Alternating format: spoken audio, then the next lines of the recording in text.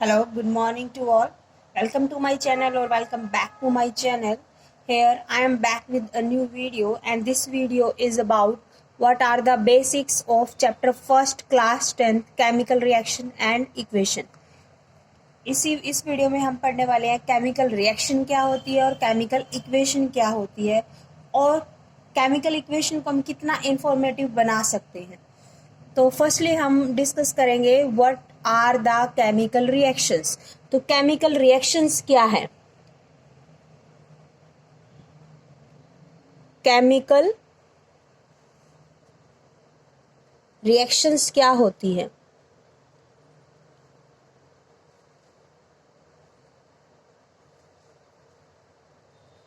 देखिए, chemical reaction क्या होती है? ये वो प्रोसेस है जिसके थ्रू एक नया सब्सटेंस विद न्यू प्रॉपर्टीज बनता है। तो केमिकल रिएक्शन क्या है?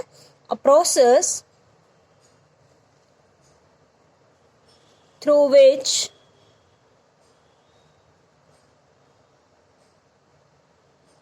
फर्स्ट प्रॉपर्टी क्या कहलाती है? A new substance is form. A new substance is formed. और सेकेंड प्रॉपर्टी इसी के बारे में है, and the new substance formed is the new substance formed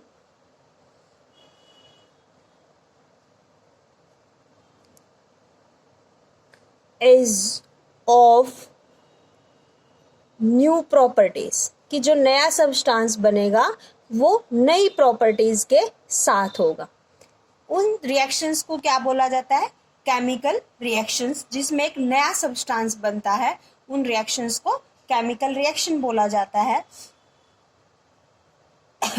अब इसी के साथ में हमने पढ़ना है कि रिएक्टेंट क्या होता है और प्रोडक्ट क्या होता है। तो रिएक्टेंट क्या होते हैं? हमने वर्ड पढ़ा है रिएक्टेंट। तो रिएक्टेंट क्या होते हैं? वो सब्सटेंस जो इस रिएक्शन में पार्टिसिपेट करते हैं। तो सब्सटेंस नहीं बोल सकते, सब्सटेंसेस बोलेंगे कि ऐसे सब्सटेंसेस कि वो एक भी हो सकते हैं, एक से ज्यादा भी हो सकते हैं। Substances which take part which takes part in a chemical reaction, in a chemical reaction, कि जो इस रिएक्शन में पार्ट लेंगे उन सब्सटेंसेस को क्या बोला जाएगा? रिएक्टेंट बोला जाएगा। इसी तरह से हमारे पास थर्ड डेफिनेशन है प्रोडक्ट क्या होता है। तो किसी भी केमिकल रिएक्शन में प्रोडक्ट वर्ड किसके लिए है? The new substance formed, the new substance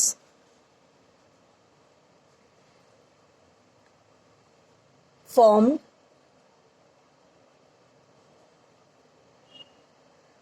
at the result of chemical reaction, at the result of chemical reaction, कि केमिकल रिएक्शन जब हो रही है उसके रिजल्ट में क्या बनता है उसको क्या बोला जाता है? Product of chemical reactions.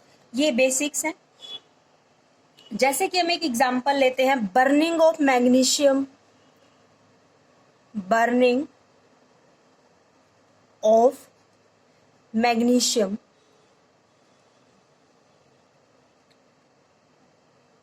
In air.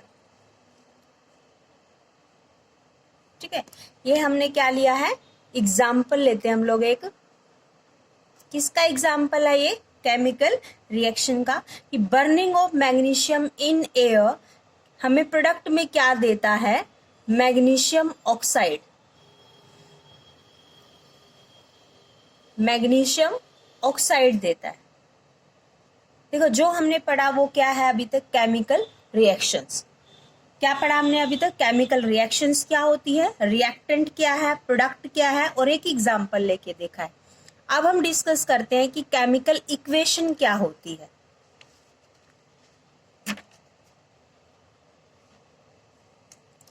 क्या है हमारे पास अब? केमिकल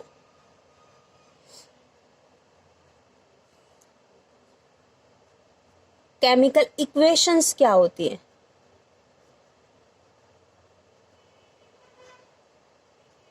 देखो, जो भी हमने अगर जो केमिकल रिएक्शन अकर होती है उसका अगर सिंबॉलिक फॉर्म हम यूज करें तो उसको क्या बोला जाता है? केमिकल इक्वेशन बोला जाता है। क्या है कि the symbolic representation of the symbolic representation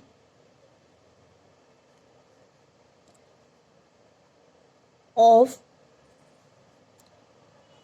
chemical reaction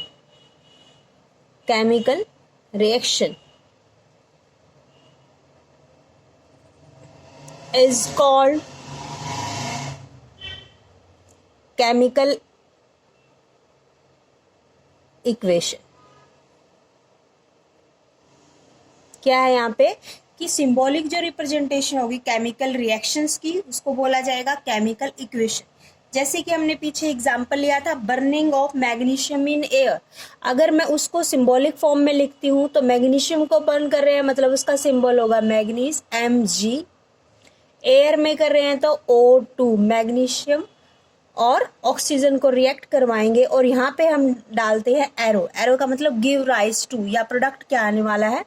MgO। Balance कर लेते हैं तो ये आ जाएगा, ठीक है। तो प्रोडक्ट आया MgO। ये हमारा क्या था? Chemical equation. और ऐसे ही यहाँ पे इस पार्ट को बोला जाएगा रिएक्टेंट पार्ट, यही सब्सटेंस जो रिएक्ट हो रहे हैं, and this one is known as product, और इसको बोला जाएगा प्रोडक्ट वाला पार्ट। ये थी आपकी केमिकल इक्वेशन, इसी को बोला जाता है केमिकल इक्वेशन। अब हम क्या करते हैं, ये जो केमिकल इक्वेशन है फर्स्टली क्या होनी चाहिए? बैलेंस होनी चाहिए। दूसरा क्या है, इसमें आप जब पढ़ते हैं तो आपको लिखा मिलता है, एक एग्जांपल लेते हैं उसके थ्रू हम बताते हैं।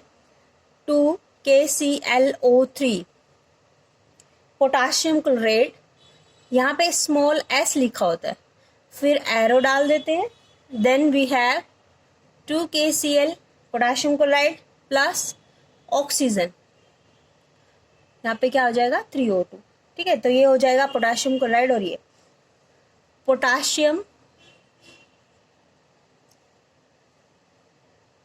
क्लोराइड, पोटाशियम क्लोराइड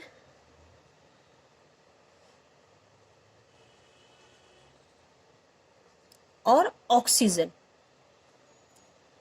देखो, ये इंफॉर्मेटिव बनाने के लिए यहाँ पे भी ये है S और यहाँ पे लिखा हुआ है G। ये क्या है? This one is he. तो ये साइन क्या है? ये S क्या है? ये ट्रायंगल क्या है? ये G क्या है? तो ये सब चीजें हैं आपकी इक्वेशंस को ज्यादा इंफॉर्मेटिव बनाने के लिए। यहाँ पे स्मॉल s का मतलब है सॉलिड, कि जो आप कंपाउंड लेके चल रहे हैं वो आपका सॉलिड स्टेट में है, मतलब ये फिजिकल स्टेट को बता रहा है। जी का मतलब है गैस, कई बार यहाँ पे AQ लिखा होता है, दैट इज एक्वस।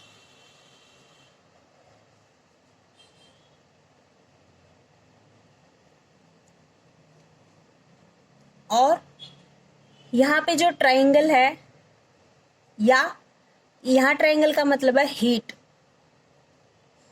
ठीक है। हीट का मतलब यहाँ पे ट्रायंगल है। कई बार लिखा होता है HNu, HNu का मतलब होता है यहाँ पे सनलाइट,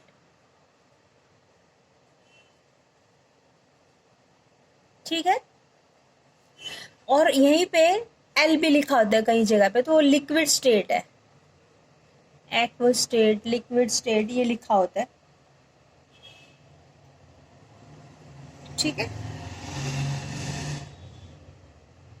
ये आपकी क्या हो गई? यहाँ पे केमिकल इक्वेशंस हो गई।